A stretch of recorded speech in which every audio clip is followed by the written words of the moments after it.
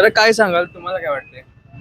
आता तसं बघायला गेलं तर केंद्रात पण सत्ता भाजपचीच आहे, महानगरपालिकेवर पण भाजप आहे, तर जिल्हा परिषदला पण भाजप आलं तर कामाची नियोजन लागल ना सगळीकडे. कारण की सगळ्या टप्प्यात कामं जर करायची म्हटलं तर सत्ता पाहिजे, महत्वाची गोष्ट. बरोबर. आणि आता इकडे भाजप आहे म्हटल्यावर बऱ्यापैकी त्यांना सगळ्यांचा सपोर्ट आहे. बरोबर. भाजप येणे हे गरजेचंच आहे. बरोबर. कारण की आता गावात पण चालू असलेल्या ज्या घडामोडी आहेत की त्या सपोर्ट तरी आहे भाजपचा. बरोबर. भाजपकडून विकास कामं होतील का इथे? 100% होणार. आता ज्यावेळेस सत्ता नव्हती त्यावेळेस पण साहेबांनी निधी आणून सगळे ते केलेलं आहे ना. बरोबर. प्रत्येक वॉर्डात साहेबांच्या बद्दल काही नाही काहीतरी पोचपावती आहे त्यांची काम केलेली. आहेत.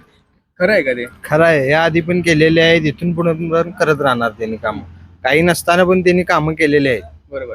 तर तुम्हाला काय वाटतंय, त्या 9 तारखेला कोणत्या पक्षाचा झेंडा परिषदेवरती लागेल? आता जसं यानं सांगितलं त्या गोष्टीवर सगळ्यांचा ठाम विश्वास आहे, भाजप येणार.